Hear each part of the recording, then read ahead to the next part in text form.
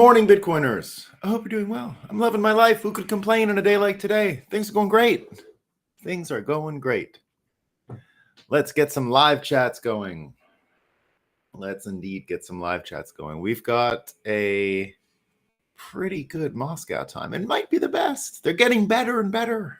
The Fiat Apocalypse is a tremendous source of incredible Moscow time content. It's the best. It's getting funnier and funnier. Just too good. Just too good. We got a lot of things to talk about, though. You know, it's been a busy, busy weekend. And it's not easy being this right.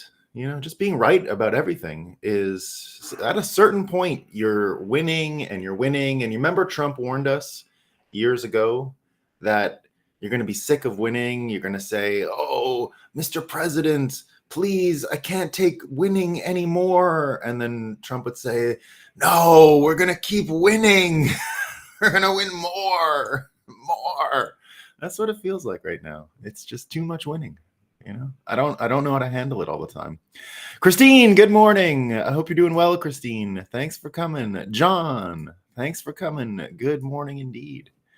Yeah, the YouTube, Ohio, Kevin, Ohio. There, YouTube's starting to kick into gear. My only complaint about the Rumble software is the YouTube comments take too long to surface. Robert Roberts, good morning. Hey, guys.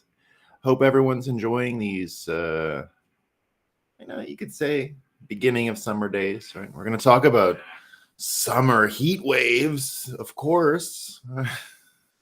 Of course. Good morning, Breakup team. Good morning, Hoddle T. Hope you're doing great. C. Berger, 17. It is a great day, isn't it? Winning is tough, Joe says. Yeah, it's just too much winning. It's maximum winning. I'm so ready to laugh. Bitcoin Dev says, Bitcoin to not laugh. Okay, yeah. You got a funny one today. We'll see. We'll see if you make it. We'll see how it goes, Bitcoin Dev. Hello, Nolan. It's coffee time, Sergio says. Indeed. Be ready for number go up. Yeah, it's about to pump, guys. I have a feeling. I'm pretty good at feeling the pump. It's there. I feel like it's coming. Good morning. The sun is up, and it's hotter than it's ever been. It's the hottest day in 57,000 years. Science says I checked an acorn. I was looking in the acorns in my backyard, and I was like, oh, 57,000 years ago, it was cold. It's been warming up ever since. Ever. Where is it at? 93 in Milwaukee today. All right, let's get into it. Let's do it. I'm ready to win, Matt Fry says. All right, everyone. Look, we got a sunrise outside. The sun's happening. The flag's down, but Bitcoin is running. We're doing great, everyone. Let's have a coffee. Talk about what's new.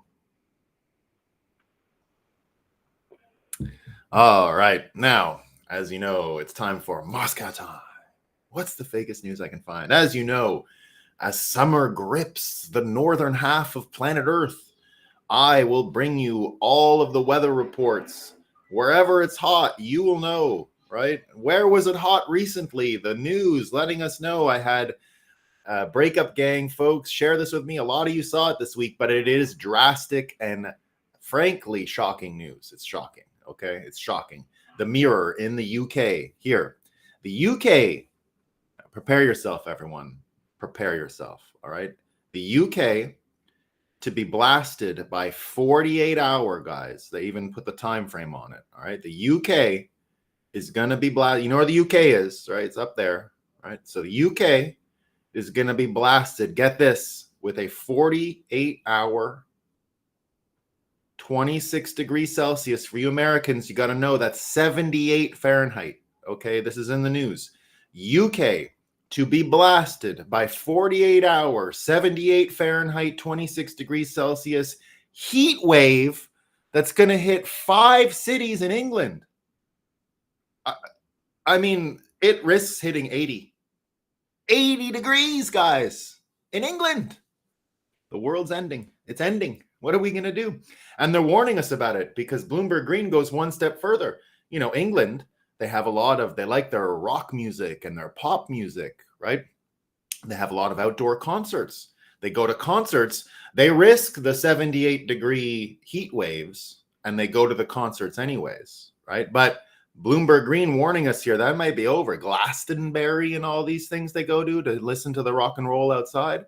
Listen to what Bloomberg Green is telling us. As climate change ushers in extreme weather around the world, outdoor concerts are getting more dangerous, guys. Many venues and fans aren't prepared. On a warming planet, outdoor concerts need a new safety playbook. They do. But, in case you want to go to the concert, maybe you're not in a place where the concert is happening, and maybe you got to travel there, right? Maybe you got to fly there, right? Wait a minute. Climate change, different temperatures, things are changing even upwards, right? Washington Post letting us know. This is after Buttigieg warned us about this, right? So Buttigieg warned us, whatever it is, he warned us. The transport secretary warned us about this. This is what we know now. Washington Post, turbulence is getting worse as the planet warms, research shows. But that doesn't necessarily mean flyers will experience more bumpy flights. Okay. We spoke to some of the world's top atmospheric experts to clear the air about turbulence and climate change. So they're going to clear the air, guys. That's what they're known for, right? But the Washington Post just turn another article here, right? It's not great because now there's a heat wave coming to America, guys. So that directly affects the turbulence, all right? The Washington Post here saying a heat wave is about to settle in and make life uncomfortable for the eastern part of the United States. That, they say, could complicate air travel. All right. It's really hot. I don't know if we've tested flying airplanes when it hits like 90 and 100, right? Do we have any data? Do we have data? What happens? So it's heat wave season, and that's bad news for your flights, the Washington Post says. And they've got a little airplane melting here because it's so hot, right? It's so hot, they're going to melt your airplane. It's going to melt in the air. Now, some people have told you that the temperatures decrease as you go up, right? So when you're flying, even in a heat wave, and you're on your flight thing that you can follow as you go along. I know it says -40 out there.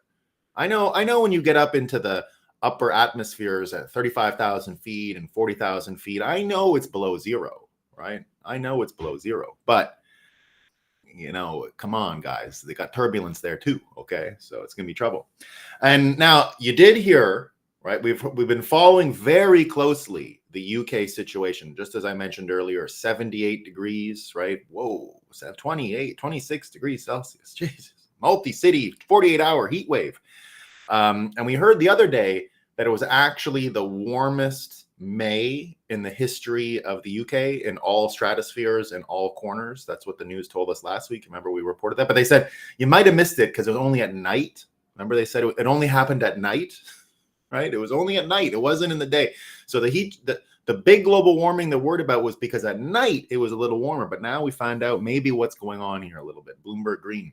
The UK's wettest spring on record is a soggy reminder that the threat of climate change poses to food security, right? So careful.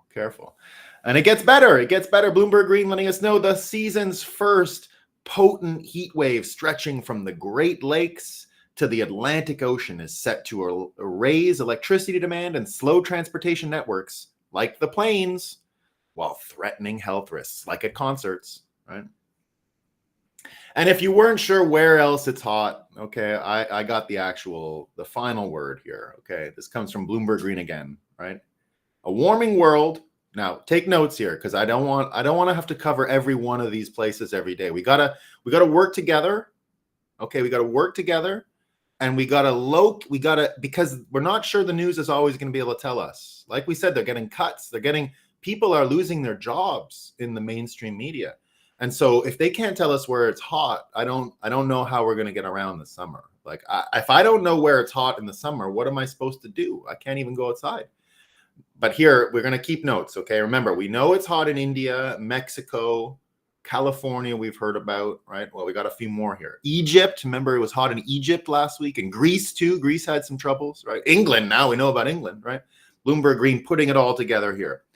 A warming world is putting Bangladesh, Niger, and Pakistan, and other countries, I don't know what those are yet, more at risk for extreme weather. Climate change is swelling cities, is putting swelling cities at risk, everyone. So remember, it's hot currently in Bangladesh, Niger, Pakistan. Remember, I've already told you, Egypt's hot, hot, hot. Washington Post not done. An exceptional heat wave is about to build into the Midwest. It's going to build. Heat waves build now. They build into the Midwest. We're coming, Chicago. We're building. We're building into the Midwest, the Northeast, and the Mid-Atlantic, with widespread record high temperatures occurring over multiple days. Here's what you need to know. I heard it might hit 90 in Vermont today. It's going to be 90. The USA Today letting us know massive heat wave coming for the USA. Massive heat wave coming. Wipe out. USA is going to get it, right? And they go on to say it's what officials have been dreading, right? So all the officials, don't hit 90 in America. What are we going to do? But they've been preparing for it, everybody, right? So they're saying here, it's what officials have been dreading, but they're preparing for. This is not only our Sunbelt, they say, cities that are traditionally warm climates. This is also in cities and places that you think are cold.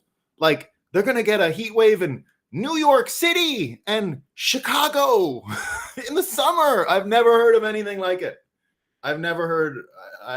This is news to me. This is the first I'm hearing about this. This is the first I'm hearing about it. Okay. Cities that you're not used to hearing, that you think are traditionally cold. Jeez.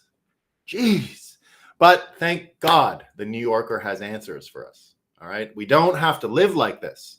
The New Yorker letting us know that scientists have come up with a method to potentially slow the melting of the world's frozen reaches. But the idea of addressing climate change by intentionally intervening in the natural world, as opposed to decreasing emissions, is deeply contentious. And they say here, a heat shield for the most important ice on Earth. It's just a heat shield, guys. It's just a little heat shield. Okay, it's just a little heat shield. Don't worry about it. It's nothing. There's a few more here. I didn't even realize. We got more climate change stuff. This is a problem. Okay, guys. I've said, California dealing with shit. It's not easy in California. Here's what we know. The Associated Press. A growing number of California dairy farms are reducing their climate impact with methane digesters.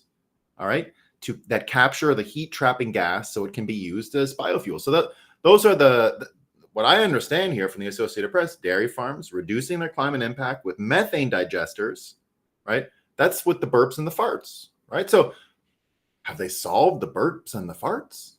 Have they solved the burps and the farts of the cows in California? Has California instituted that American exceptionalism, that American ingenuity, right? And we're going to celebrate? Are the climate change people going to say, wow, those cow burps and those cow farts were really, really going to cause the end of the world? But finally, someone's fixed it. Right? Well, but farming communities, they say, so I'll finish the whole headline, okay?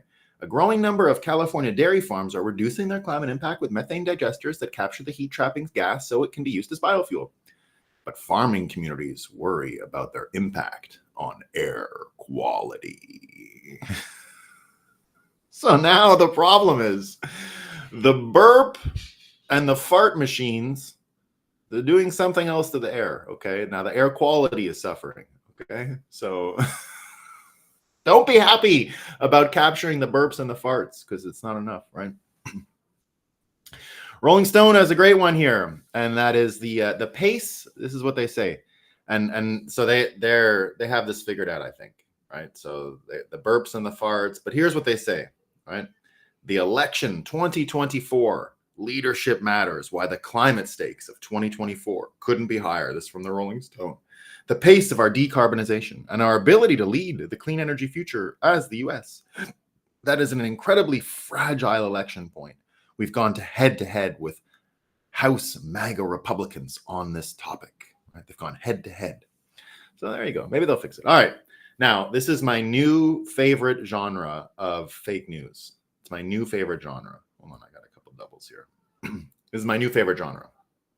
And this is the Biden is just great in private, but he's a little shaky in public, right? So it's Biden. If you're in private with him and you close the doors, oh boy, watch out. Smart as a whip, faster than you are. It's just it doesn't work when he's in public. He freezes. He's just normal old person stuff, right? But now Trump, on the other hand, all right, it's the opposite, right? Trump. So Biden, right? Just like when you hear Janet Yellen, she'll always tell you, "Oh, you don't know what he's like in private," right? When you close the doors, boom, magic. But when the doors are open, like this weekend, he was with Obama and he was with George Clooney, right? So he was out on the stage, Joe Biden with George Clooney and Obama, and he kind of froze, right? But that's because he froze when the curtains opened. So then he was in public. I know that when the curtains were closed before they unveiled Jimmy Fallon, not Jimmy Fallon, the other one, anyway, the other shitty guy. So when it was Obama, the shitty guy, and Biden, I know when the curtains were closed, Biden was like telling them all about Bitcoin and mining, and he's really concerned about MEV attacks and that whole thing that's going on in crypto. Like, did the Solana thing take away MEV? He's not sure. Right? He was right into it. He was right into it. He was talking about all this stuff. He was talking about all the things that are related to what Elon Musk is doing, right, with the rocket science. He was talking about all that, but then the curtains opened and he was like, oh, it stunned him. So then he had to freeze, and then Obama had to come and move him on stage, right? But the best part is you can flip them, and I'm going to have a whole selection of this. Trump is the opposite, right? Trump, I know, he gets up and he speaks extemporaneously for like 2 hours in front of thousands of people, and he does an impromptu comedian skit. Some people call him the best stand-up comedian in the world today. Some people, not me. Just some people say that. And but once you get him in private, right, it's the opposite. You get him in private, and he doesn't know where he is. He doesn't know what's going on, right? That's what people are saying. Listen to this. It's great. Scott Adams picks up on it. He says more. He says, tell us, Biden is a dotard in public, but terrific in private, while Trump is great in public, but mental when we can't see him. So now here's what we got, right? Here's what they're saying. Here's what people are saying about Trump in private. So you had Andrew Ross Sorkin, right? Andrew. So if you don't know who Andrew Ross Sorkin is, I've been interviewed by him a few times. And I remember the original questions he asked me about Bitcoin. He's still asking those same questions. It's 6 years later, and it's still the same question each and every time. Okay. He's like, what about the emissions from mining? He's one of these guys, right? So he's there going on about this stuff. He's also the guy who was interviewing Elon Musk when Elon Musk said, what was his famous, go fuck yourself, right? Go fuck yourself. When he did the go fuck yourself. So that he was being interviewed by Andrew Ross Sorkin at the time. So Andrew Ross Sorkin works for MSNBC. How much more do you need to know, right? So he was out there on Friday saying that, he spoke with business leaders, right? And they had just met Trump in private. It's the behind closed doors weakness. It's his kryptonite when he's behind closed doors, right? He said, one said to me, Andrew Ross Sorkin said, he could not keep a thought straight. He would go in one direction and then go in another direction, right? So Andrew Ross Sorkin, and they're putting this all over MSNBC, saying that business leaders expressed concern after meeting with Trump in private. They expressed concern, right? We got more. We got the New Yorker saying, if there was ever a case for age-related diminishment of a candidate, Donald Trump is it. Bizarre rambles and odd obsessions have long characterized his public performances. But in the 2024 campaign, the weird has gotten decidedly weirder. And they wished him, that's nice of them. So they wish him a happy 78th birthday, Mr. Ex-President. That's sweet of them. I mean, I knew they came out to say that he's got like Biden brain, but that's okay. That's funny. We got more though. So also in private, he says things like this, according to the Washington Post. Presumptive Republican nominee Donald Trump repeated his characterization of Black communities as dangerous and depressed on Saturday during a community roundtable at 180 church, anyway, wherever. Then we've got, this one's pretty good, right? This is the debate is coming up, right? People are talking about the debate, right? The debate is coming up. And on MSNBC, they're saying that the host, Alex Wagner, worries the debate is unfair to Joe Biden. because our expectations for Biden are so high, she says. They're so high. She says the bar for Biden is so much higher, right? Trump's bar is literally, is he alive? Is he standing? And our words coming out, right? And Jill Biden says that her husband is one of the most effective presidents in modern history because of his age. It's because of his age, guys. That's where his power comes from. Biden's power comes from his age, right? And also, we got more in private. This is what Trump is saying in private, according to the AF Post, right? What's he saying in private? Trump frequently discussed executing those disloyal to him. Former White House executive claims he frequently discussed executing them. That's what he did. And then MSNBC reminding us that Trump confuses the name of a doctor. This is a headline. Trump confuses the name of a doctor when bragging about taking his cognitive test, right? So there you go. Trump Trump is old. He doesn't know where he is. And then here's the best one. Here's the absolute best one of the day. So, oh yeah, this is good too. This is not the best one. This is just another one. This is Trump. This is from Rolling Stone. Trump brings obsession with powerful women who oppose him to the Capitol. Right. So here's the funny one. It comes from the funny one today comes from the Rubin, Jennifer Rubin, who we love. It's excellent. And this is another one of those what's going on in public, what's going on in private ones. All right. So this is what she asks. This is from Jennifer Rubin. Okay. The Hunter, Biden, and Trump trials were a litmus test. Only the Bidens passed. The president's family rallied in support of one of their own. Trump family members were conspicuously absent.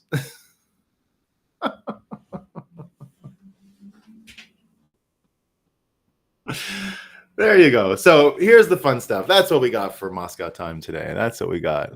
What about the shards? Stinky air. Pasture-raised eggs. I'm missing some of the stuff here. Crypto truth in the heat. He's cooking the $10,000 eggs on his pavement. Melted cheese running through the streets of Milwaukee. 3 degrees. Polar bears are already dead. There was there was someone about the polar bears. Yeah, I can get you a polar bear one. It didn't make the cut because it was just not quite fake enough, but I got polar bears story for you Muslim Bitcoiners. Don't you worry. There's always a polar bear story. There's always money in the banana stand, just like there's always stories about polar bears. All you need to do is go check out the Canadian fake news for 10 split seconds and you'll get the polar bear stories. There's always a polar bear story. Always. I got a friend who's been up to the polar bears in Manitoba, and there's just so many of them. Like, you can play with them and everything, right? It's not a big deal. Let me get the polar bear, just so you can see that there are polar bear happenings, right? We don't want to forget about the polar bears. Can't forget about the polar bears. Where's my polar bear business? I'll get those polar bears. Yeah, it was all about how cold it was, or hot it was in Canada. Polar bears in big trouble. They got a heat wave in Canada too. I know I got a polar bear business here. USA, Rolling Stone. When did I look at old CTV News this morning? Oh, here it is. Polar bear stories. Where are you?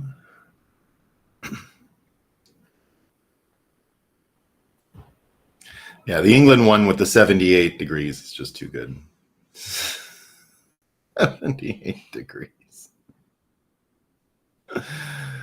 Yes.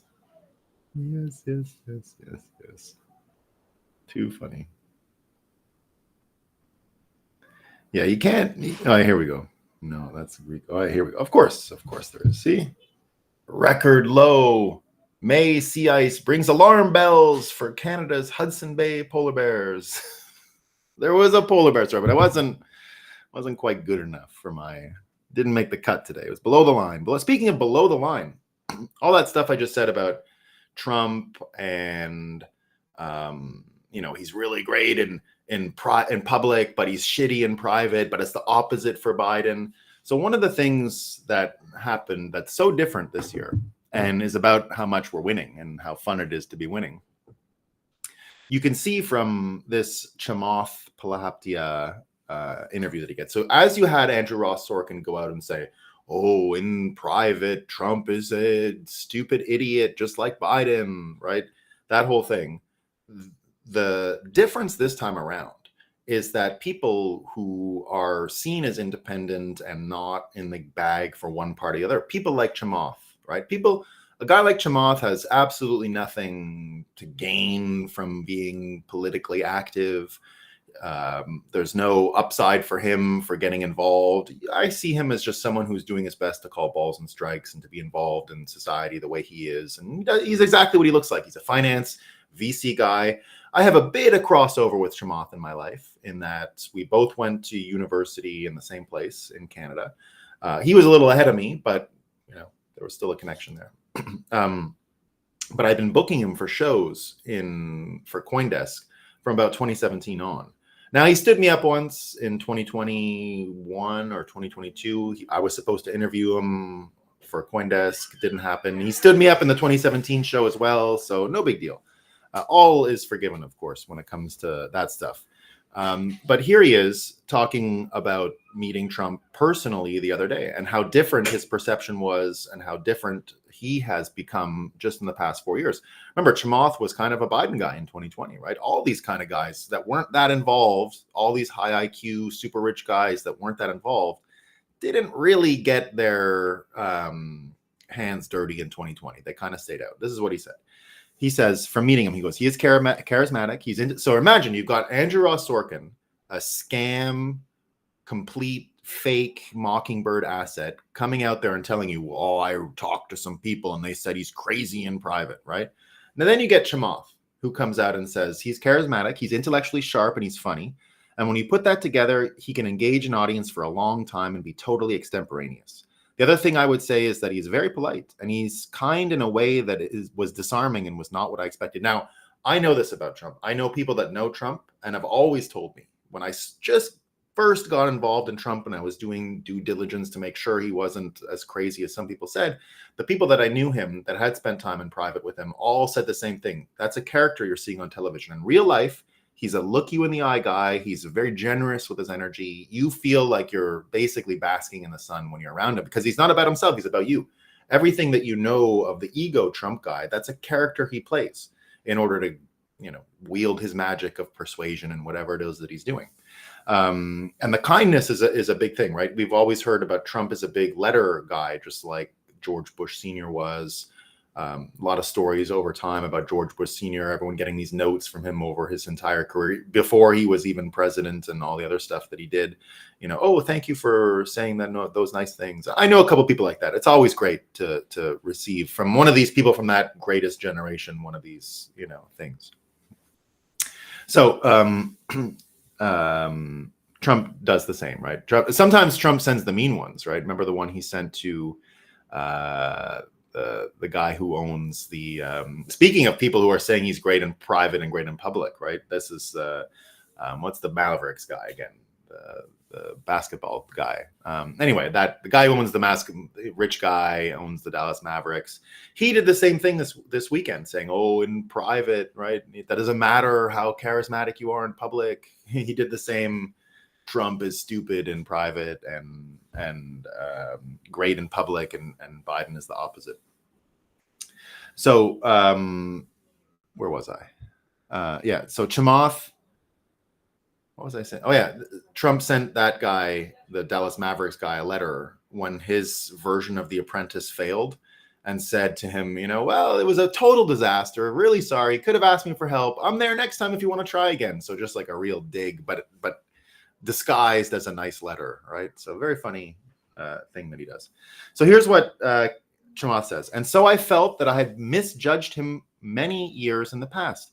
Now, this is Chamath, a super rich guy, coming out and telling you he had Trump wrong. Do you know how powerful it is when people admit in public they're wrong? Do you know what modeling your own errors in public and letting people learn from your errors does? It's much more effective than learning from your own mistakes. People can ignore their own mistakes because they have to accept the ego thing. And it's like, it's not always great to learn from your own mistakes. We often fail to do it, right? Let's be honest. People fail at the same things again and again and again in their lives. And, this whole idea of learn from your mistakes, it's a scam. Most people will perpetuate the same mistake. I'm not saying you can't learn from your mistakes. That's why it's advice and you're reminded of doing it all the time, because it's actually hard. It's not normal. We think that you learn from your mistakes automatically. That's not true. Now, when you see someone else make a mistake and acknowledge it and rectify it, it has a much bigger effect on you because they're acknowledging the change in ego, and that makes it easier for you to do, right? So Chamath coming out and saying, I had it wrong, allows for thousands of other people to say, me too. If Chamath had it wrong and he can admit it in public, well, can't I, right? So it's a big change. So he says, and so I felt I had misjudged him many years in the past. And so I was very glad that I had an opportunity to sit beside him and to actually interact with him one-on-one. It was really engaging. It was not just a pro-America agenda, but it was very clear that he was pro-innovation. So he was really supportive of AI and the details that he talked about. He was very supportive of crypto in those details. And remember that this is how he's talking about spending time with those guys. I was with all these guys, AI guys, you know, he calls them all AI guys. Isn't that perfect? AI guys, right? And he's very much low regulation, low taxation. And so when you put that together, it does stand very much in contrast with what the alternative is. So it's us talking, and he says, you guys are a really beautiful couple, to Chamath and his wife, right? And he said, well, and I said, well, thank you. And then he turns to me and he goes, well, you must be really rich. And I started laughing out loud, right? Because it was to compliment that a guy like Chamath with such a beautiful wife, you better be rich, right? So just fun stuff.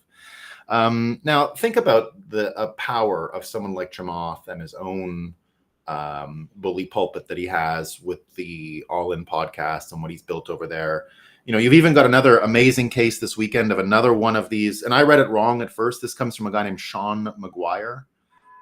So Sean McGuire would have been your typical shit lib for many years, your typical venture capitalist that doesn't really pay too much attention, isn't really looking into the details, and would have been easily rolled by all these people who had these hallucinations about what Trump is like.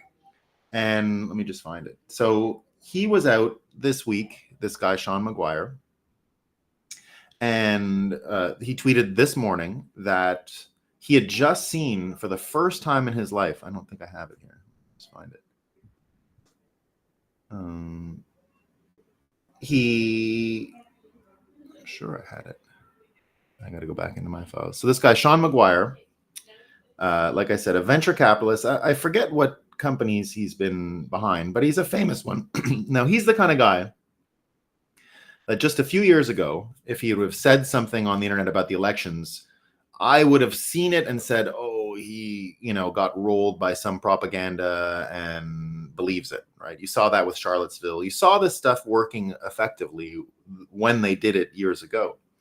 But people have learned from these tricks, and they don't quite work the same as they used to. And not only do they not quite work the same as they used to, when you see the pattern and you wake up from it, there's a bit of anger that comes with being fooled and tricked like that. So this guy comes out. Let me just find his. How do I not have it here? I'm sure I saw it this morning, and I took a picture. So he comes out this morning, and it was the first time in his life that he had seen the true video of Trump talking about the Charlottesville thing and the neo-Nazis. And so it was the first time he'd ever seen it. And he watched it, and he was like, holy shit, I had no idea. Trump literally condemned the neo-Nazis within like the first sentence. I don't know where it is here. So he comes out and says that he had seen this thing, and it, you know, he had no idea. Basically, he had no idea.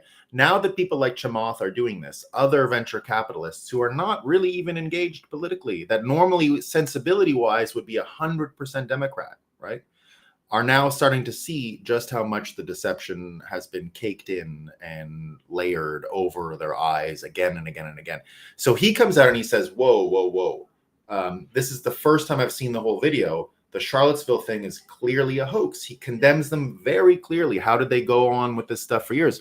Now think of the cascade. Once you're open to the idea that you've been tricked one time, how easy is it to show that you've been tricked multiple times? You can start seeing people on this path just get rid of all of these hoaxes and stop taking them seriously. And the only other way around that, the only other way that the broken brain people can fight against this, right?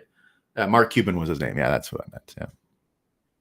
The only way they can fight against this is by using the old methods, right? The only thing they can do is get people like Joe Scarborough, that now is trying to combat what you're learning from people like Chamath. Joe Scarborough tried it this weekend with the in public, he's fucked up Trump. He has one of those ones just from this weekend where he's trying to tell you that that Trump is the crazy person, right? So you get them there, and he's saying that business. This is the same Andrew Ross Sorkin one, right? That he couldn't have a straight thought, and they got to run these kinds of ops. Now, the reason why this isn't going to continue is that over the weekend, you can see the business model of running these fake ops absolutely breaking. Nothing like the business model of what we see with Chamath and his All In podcast, and even these solo independent podcasts that you see everywhere, right? Our business model is looking better and better. Chamath is making more and more money doing the podcast. He's got a CEO of the podcast now. It's a company, right? His event is successful. I can't imagine this thing's going anywhere. It's becoming one of the leading voices in American finance and politics. And so when you start to see the reach and effect these podcasts are having, and you compare it to what the other side has, the business model of the fake news, a huge component was broken this weekend. We saw the Southern Poverty Law Center and the Stanford Internet Observatory both go out of business, more or less. The Southern Poverty Law Center still has a bunch of money, but they fired all kinds of people, so they're losing physical power. The Stanford Internet Observatory was shut down entirely. And what those things did was gave information laundering a pathway, a functionality. You were able to launder information, so you could have people like Elizabeth Warren who would say, look what the Stanford Internet Observatory said. And then they would cite these fake news outlets that were supposed to be independent arbiters, but weren't, right? We all understand that. We've all seen from Mike Benn's work, they were never anything like that, and have always been a political ratchet job operation that's really just trying to be a credible citation so that you can launder information, so that you can say that the earmarks of Russian propaganda were seen in, the Hunter Biden thing.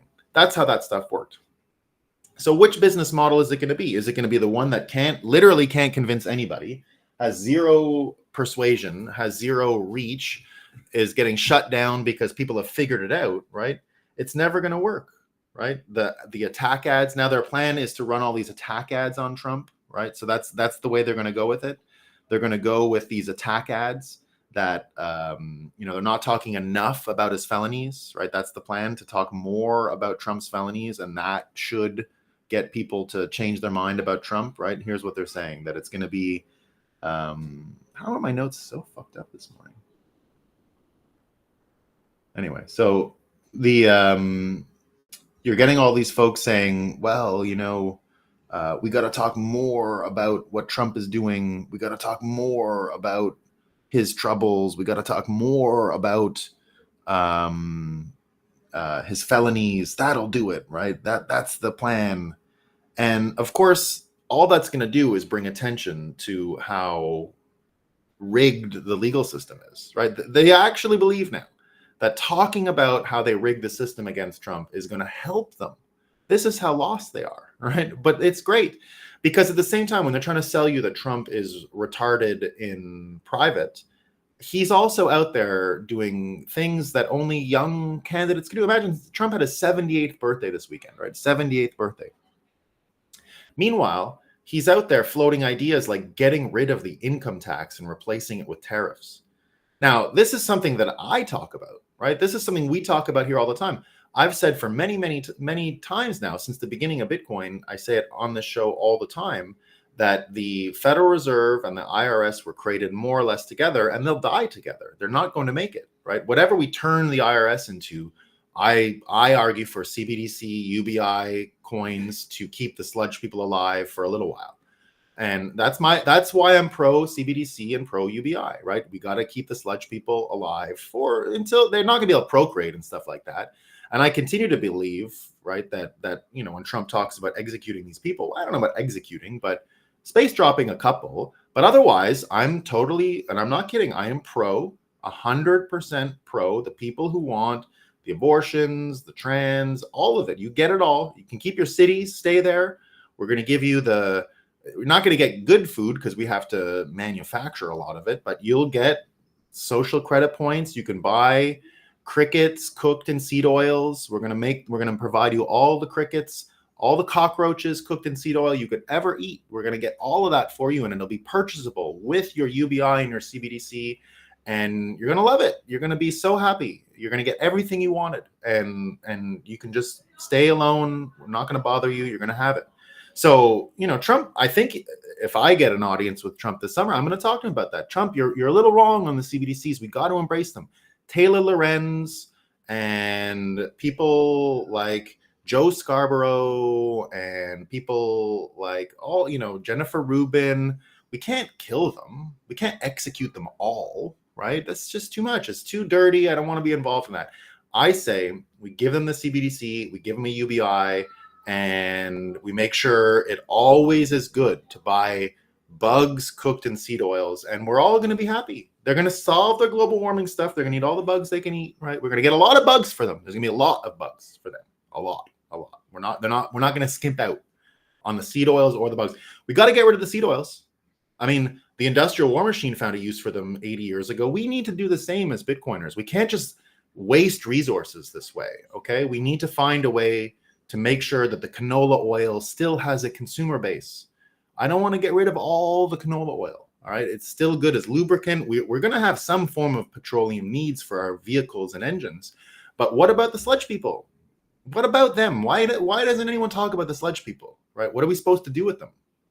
We got to come up with a plan, right? And the plan is all the bugs, all the UBI, social credit, right? You post something shitty online, making fun of whatever, no bugs today. No bugs for you, right? So that's what they're going to get. That's what they're getting, right? So we need to make sure they have the bugs. I don't know what to say, right? I will argue if anyone is out there and needs a pro Bitcoin UBI guy or CBDC guy, I'm your man, all right? Not a lot of Bitcoiners willing to say CBDCs are the way to go. They're not the way for us. We're not going to use them, right? They're for them, right? I'm okay with that, right?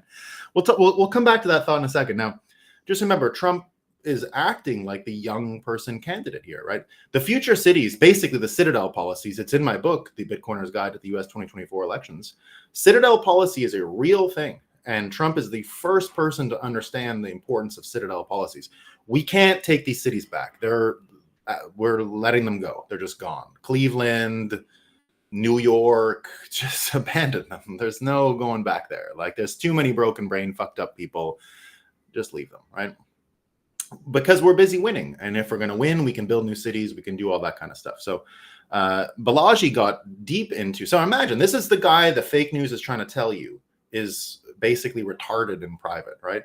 The guy who's out there talking about switching taxes, income taxes for tariffs, completely reforming the economy the way it used to be. And Balaji gives him the credibility of this is how it used to be. He says tariffs over taxes. For most of American history, tariffs dominated taxes as a source of federal government revenue. This was also the time when the U.S. rose to become a powerful manufacturing powerhouse. And as you can see from the graph, the income tax really only dates back to the 1910s and 1930s periods. For most of U.S. history, the economy was set up to do this, right? Set up in a completely different way. Mercantilism versus free trade. The term for what the U.S. used to be is mercantilist. The founders thought of the U.S. as like a giant merchant that needed to make more money than it spent. As such, their rationale for tariffs was simple. A tariff is an incentive to build rather than buy. In theory, it encourages domestic manufacturing and is a tax on foreigners rather than citizens. We don't need to buy foreign goods. We have goods at home. This is distinct from the last few decades of free trade. The idea was you're good at making apples and I'm good at making oranges, so why not just specialize on trade? Comparative advantages proves it's a win-win. This is a good argument until you make military robots and I make pieces of paper, which is the relationship between China and the US now. At that point, it's no longer a win-win. With your military robots, you can perhaps take my paper and my oranges, and there is no need to trade. The manufacturing and hence military asymmetry is one major reason why people now call for replacing taxes with tariffs to encourage making things in America again. And there is a good spirit to this. However, just instituting tariffs on their own is not a panacea. There are several problems that we'd like to address at the same time. So he goes into the problems with it. There are many. It's not an easy thing, but it's going to happen anyway, right? And so he concludes here, think of Uncle Sam as a guy who was once in great shape but got fat over the last 50 years. He still thinks he can walk over to the bench press and knock out 225 for reps, and he can just reindustrialize in a jiffy like he did in World War II. But neither the body nor the economy works like that. And you have to have time to build up physical capacity gradually over many years. And companies like GM and Boeing have been doing the opposite. Meanwhile, building up physical capacity gradually is exactly what China's been doing. They've been paying their dues, grinding in sweatshops for decades while the US was watching friends and cashing checks. To extend the analogy, they're in top physical condition while the US hasn't worked out in forever. As a consequence, history is run in reverse. Back then, people made cartoons about how America was shipping goods to China. Now it's completely the opposite, where America is the market and China is the manufacturing powerhouse. So what can be done, he asks. I just wanted to point out that the idea of substituting tariffs for taxes does have much historical support. The US became a manufacturing powerhouse in the 1880s with a mercantilist policy just like this, which incentivized the country to build rather than buy. However, it's not trivial just to flip a switch and go back to the future. The state of the world is completely different from 100 years ago. The printing addiction, the regulation, the lack of vocational skills, and the external competition, this is a multifaceted thing that requires flipping many policy levers at the same time in the face of enormous domestic opposition, right? The closest analogy would be to Russia's rebuild into a natural resources economy after the Soviet collapse. But you know what? It may still be worth doing. The US would be a poor country for many years, and it could eventually be free of taxes and free of communists. And freedom isn't free, right? And indeed, so listening to all that and then remembering that just this weekend, now Trump has added the Bitcoin line to his speech. So the guy they're trying to tell you is retarded in private, is having private conversations with Bitcoiners where he's talking about getting rid of the income tax. And he's already come up, and I mean it entirely. This is what Trump can do to you. I've been in this business for a long time. I've come up with amazing slogans. I've come up with amazing things that added to the sort of mimetic atmosphere in the business, right? I've been around all of that stuff. I've heard slogans before they became memes, all that kind of stuff. So when I heard Trump come out with his first line after meeting with the Bitcoin Magazine guys, and he said, I want all the Bitcoin to be made in America, I was like, well, he is the best guy in the world at branding. I mean, it was one of the most amazing and so simple. So simple. It's so good that Salon, which is filled with mentally ill, retarded people, had to run a hit piece where they had to show how stupid they were. Salon comes out and says, Trump embraces Bitcoin in bizarre post to Truth Social, right? Because his post was very simple. I want all the Bitcoin to be made in America and I want energy dominance. But they're too stupid to understand the connection between energy literacy. They're energy illiterate, so they don't understand what he's talking about. That's why they call it bizarre. But Trump said something bizarre. Now, as Bitcoiners, did anything that Trump said in his speech this weekend or in his tweet about Bitcoin seem bizarre to us? Absolutely not. It seems totally coherent, competent. It was a guy tracking the ball, right? It's a guy who was ready to hit a home run. And Salon can't get their mind around it. So it's not even the problem with Salon being a propaganda outlet. They're just stupid. They're just dumb. It's not even mental illness in this case. It's just lack of information, lack of awareness, lack of knowledge, and idiocy. So this can't fight us. We can't lose against a bunch of idiots in this way. It's just not possible because something else kicks in after this, right? That goes beyond all of the things we're talking about when it comes to propaganda and lying and detecting it and business models. There's one more super important factor here, and that's something as simple as prestige. Now, one of the things that America has had for many years that has allowed us to be so competitive is that there's a lot of prestige in one profession in particular, and that's Wall Street. Wall Street has become the main benefactor of the income tax and everything exporting paper that Balaji just talked about in his post about replacing income taxes with tariffs, right? So the whole point of the fiat system, not the point, but the result of the fiat system is that financial engineers have become, or people in finance have become the highest paid people in our economy.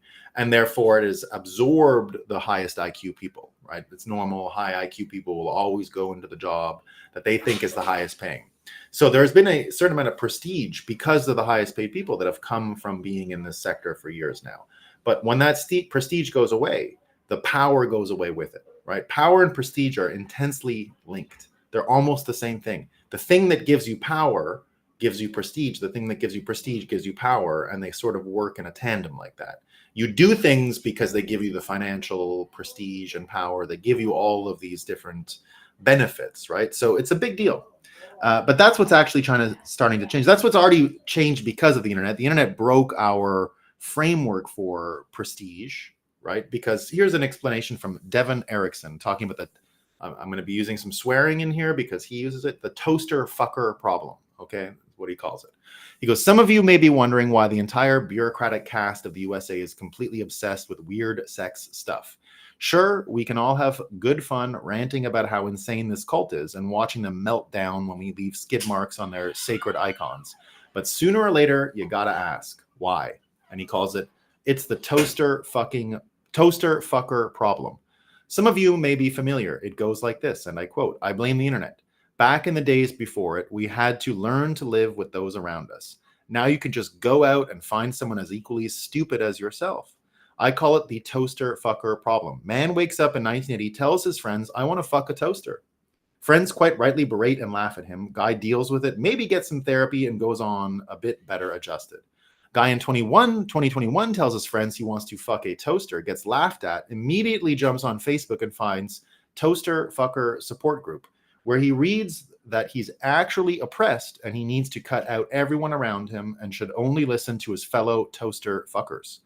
Apply this analogy to literally any insular bubble. It applies to equally the Donald as it does to emaciated Che Guevara LARPers that cry thinking about ringing their favorite pizza place. But the toaster fucker problem doesn't stop there, because every social group has an axis of prestige. This is what I'm trying to drive at, the axis of prestige, right? Not the axis of evil, the axis of prestige, right? It's a big deal. This is what has formed, this is what has allowed as the germination of the fiat industrial complex. That's allowed this to happen, right? And it's a normal phenomenon. They got prestige and power, and they went there because that's where people were.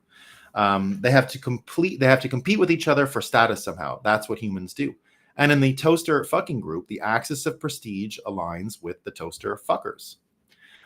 So they compete to see who can fuck the most toasters. Then, when that is saturated, they one-up each other by being most open with the general public about their toaster fucking ways. They make toaster fucking pride t-shirts and hats and bumper stickers. Then they move on to bragging about how they sneak into other people's kitchens and fuck their toasters too, and swap tips for how to introduce kids to the joys of toaster fucking. But it doesn't stop there either. Pretty soon, normal people who 10 years before would have shrugged and said, that's weird, are now sick of toaster fucker flags everywhere, and their kids being told to fuck toasters by sickos. And now they're going to burn every toaster fucker flag they see. And Florida just passed a law requiring you to be 21 years old with proof of ID to buy a toaster. And Utah has banned toasters altogether, and the Mormons have stopped even eating toast, bagels, waffles, or any other heated bread product. But it doesn't stop there either, because a few toaster fuckers get beaten with fence posts by people sick of hearing about toaster fucking, and other people who didn't see or hear the toaster fuckers' prior behavior say, holy shit, toaster fuckers really are oppressed. And they decide to become toaster fucker allies, despite the fact that they haven't the slightest real interest in fucking any toasters themselves. But it doesn't stop there, because toaster fucking has become a sacred cause. It must now compete with other sacred causes for the minds of highly programmable non-player characters. And these are clashes in the streets between Toaster Fucker Pride March and Stop the Raccoon Shaving protests.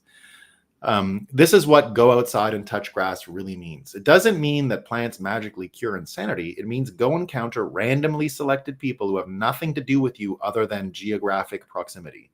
The purpose of this is to remember what normal people are like and what normalcy is. It's not that normal people don't do weird things. Maybe they like their pancakes with ketchup. Maybe they consider midgets to be the height of sex appeal. Maybe they never wash their socks and just throw them away and buy more instead. I've done that before. I've lived in Asia. When I'm in Asia, I just throw the shit away. Buy it new, whatever. New one. Instead of when you're backpacking around Asia or whatever, that's a tip. Just buy the new underwear and the socks. They're like $1. Just don't go to the wash. Just garbage. Anyway, that was my thing. What makes people normal is that they keep that shit to themselves when it isn't relevant. I should have kept that to myself. There you go. Thanks for the tip. Like we are an institute for space exploration, not toaster fucking, right? This is in response to NASA drawing its own pride flag. So I'm throwing out my toaster. So, but the point here is, and I just wanted to bring up this little item about prestige, right, and why it's so important. And when you have Trump talking about this stuff, and when you have Trump now understanding that American energy dominance, the prestige that's going to come with that win, that's how we fix everything. We lose the banking dominance, that's over, right? That's done. But think about what prestige will come to the oil man again. Think about what prestige will come to the American cattleman again, because these are the things that are going to be worth more money in a commodity-based type of economy, in one where we do not rely on the export of just paper dollars anymore. When we replace it with our own manufacturing, that doesn't mean we're going to be making dollar store shit. I don't know if that ever comes back, right? But we're going to be making the things that people want. When people say we've lost our edge in America about building stuff, well, we still make all the food. So at least we have that. That's a big thing. We can make other stuff. We have the energy, and the energy is the most important piece of this whole puzzle. And that's where the communists get it all wrong, right? The communists think of energy as just another input that economists should talk about. It's not that. It is the economy. It is everything in the economy. It's the beginning, middle, and an end of the economy. You shouldn't even measure it as part of the economic output. You should just say, this is our economic output. How much energy did we produce? If we want to increase the economic output, we need more energy. That's the only lever that matters. And that Trump understands that Trump has now integrated that into his basic speech. You get all these people out there that are involved in the MAGA world that now have a new prestigious axis that they can follow, a new prestigious model that they can follow. Just like the VCs, just like Chamath modeling how to swallow your ego, get out of the game, get out of this brainwashing thing against Trump, open your mind to new possibilities, and change your way of seeing the world. This is now going to be available to all kinds of Americans when it comes to contrasting the roughneck job of being involved in oil production, energy, versus Wall Street.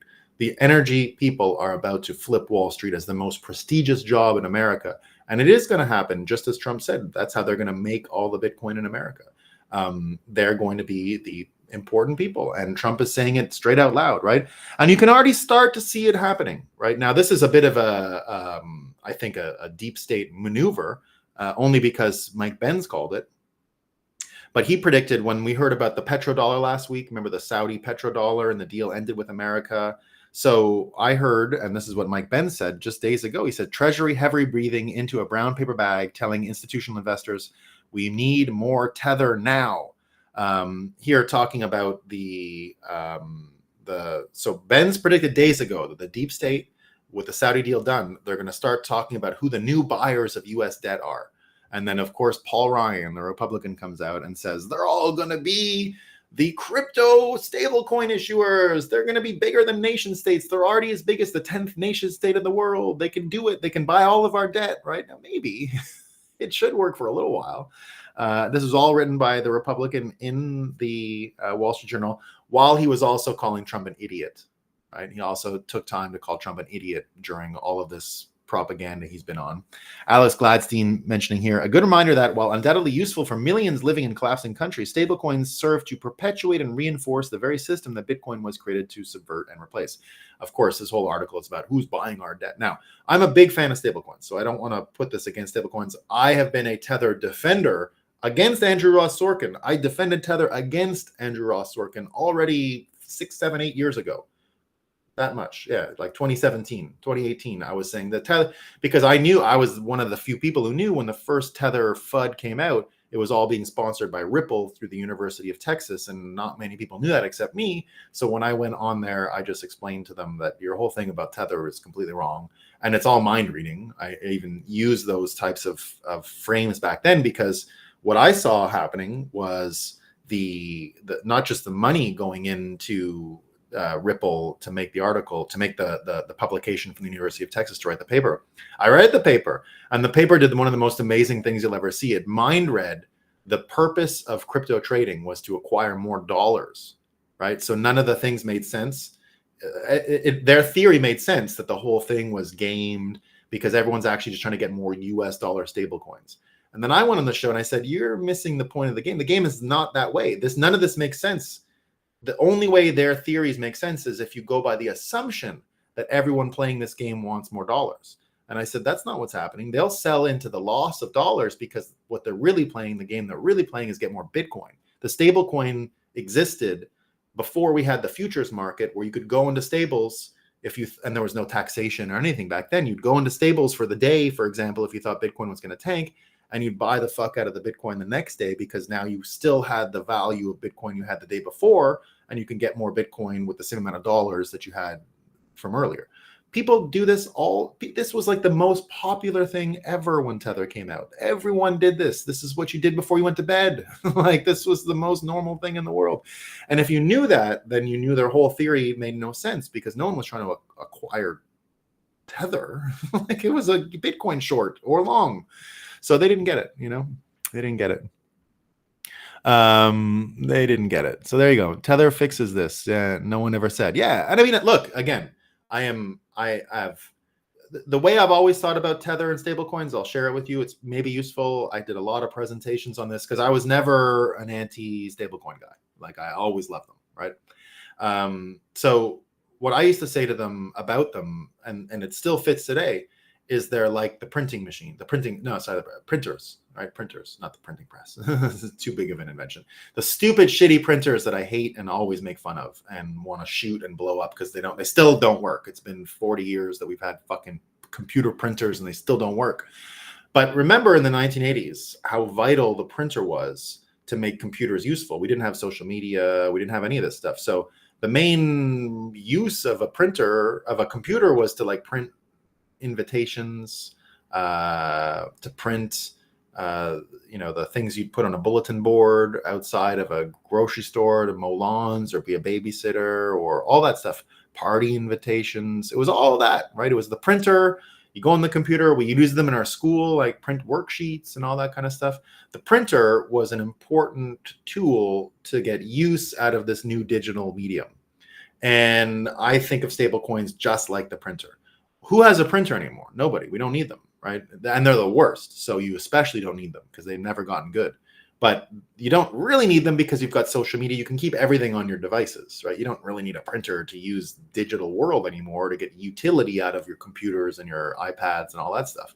You don't need any of that. You just need the devices, and they're in such a network that it works. But the printer had its use at the early stage of the invention, just as the stablecoin has uses that are excellent. Stablecoins manifest some of the great things about Bitcoin, right? They bring them out. They allow them to be used just the way the printer did 40 years ago. So I've always thought of the computer printers and stablecoins as the exact same thing.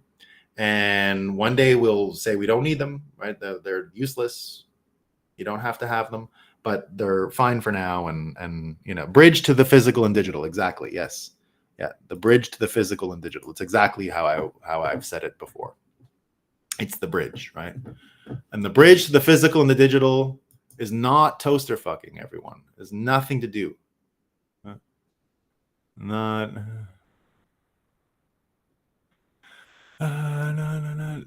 Trump is going to blow the whole thing up with his keynote. Yeah, of course he is. Well, we think it's not 100% for sure. It's not 100% for sure. I don't want to make any announcements. The NPCs have become sludge people. Now I'm pegging these folks when I'm out in public. It's like they're wearing a t-shirt. Yeah, the sludge people. Sludge people is an old one that's been around for a long time. I did not invent sludge people. Am I still booking shows for Bitcoin Magazine? I mean, most of this show is done. The Nashville one, right? We had so long to produce it that I produced most of it. A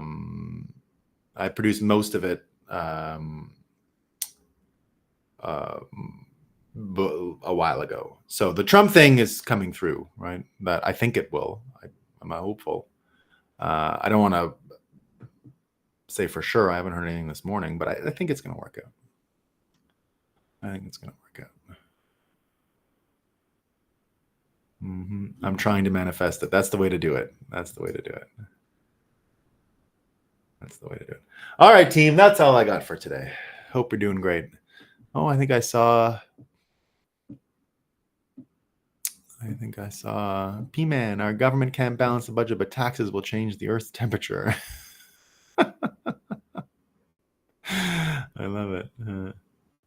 Game I played with my libtard family members and cousins. I say, here's what Biden said about Charlottesville. Then I read Trump's statement verbatim. Then at the end, they say, oh, shit, that was Trump. Yeah. That's a good one. Austin, back in the house.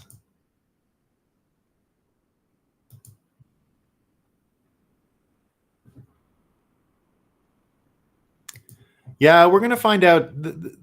So for me, it's not going to stop the winning, right? This is like mega winning. And again, when people say what happens next, right? My prediction, what happens next, is that Trump is enjoying what I've always wanted for him. My dream for him from 2016 and all the hatred was that he goes into stadiums and people just go crazy. They love him. And that's all happening, right? But here's the thing, too. I never wanted to be in a position where we had to defend Trump every single day. That's not a good look. It's not a good position to be in because everyone attacks him so unfairly.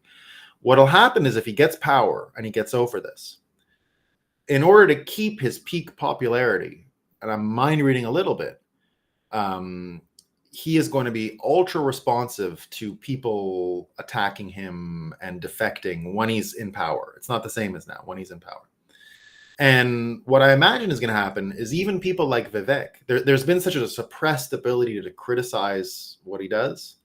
And everyone kind of has to defend him. And because of the Bitcoin thing, it's all good news. I'm going to get by and change things. I believe in all of that. But to get to a healthier spot, you've got to be able to have criticism of him again. Now, I don't mean psychopath Trump derangement syndrome criticism. I mean, like, what the fuck? What's wrong? Why didn't you pardon Ross last time? Like, why didn't you pardon Julian last time? Right? Lots of stuff. Now, I don't want to waste his time and go into all this stuff. This is just a prediction. What I'm saying is that the minute he starts sensing that the whole coalition he's put together is fracturing, he's going to give each part of the coalition what it wants, basically to keep him loved, right? This is just a prediction. But I believe he's going to feed the IRS to us. I believe he's going to. It won't just be because he had an idea. When Vivek says, why aren't you doing the fucking Argentina thing, Trump? He's going to say, well, I don't want to go hang out with the Paul Ryans. All right. That was where he made a mistake the first time. He hung out with the Paul Ryans. He thought, well, let me just jump in on Paul Ryan's legislative agenda. That was the dumbest thing he ever did. He should have fired all these people in 2016, right when he took power, 2017, right away. Got rid of all these fucking leeches and just gone with the MAGA people. Everybody knows that, right? Everybody believes that. I want to see even someone like Laura Loomer, who I love, criticize Trump for stuff like this. Now, I get it. He's got to win. No one wants to criticize him now. She would never. But I think she's even waiting to say, if she doesn't get an important job in his administration, he's going to have to listen to that whole faction complaining. And I don't think he's got the appetite for that. And I'm just guessing.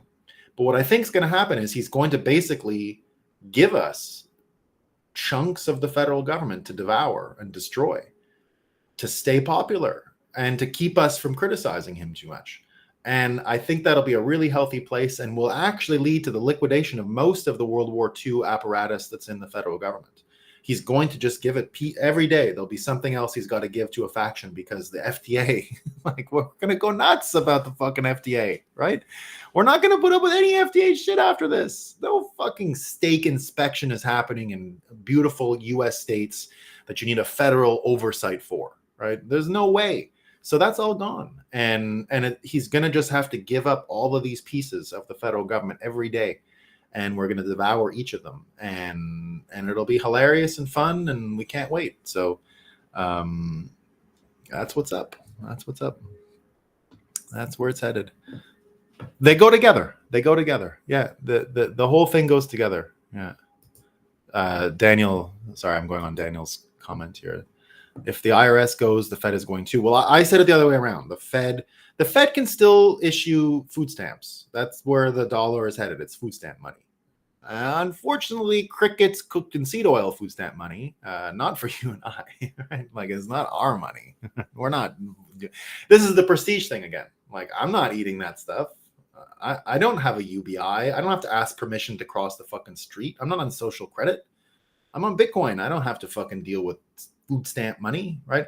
That's where the prestige will come in. That's what is really going to change the game, right? That's how we're going to be left with all the people who just literally are broken and can't get with it. We're going to give them the cities, give them the bugs, give them the food stamps, give them the abortions, give them the trans, everything, whatever they want, all of it. The decarbonization, they can be decarbonized. They get it all, right? And then we just leave. Build new cities. Bye. No prestige people living in the city.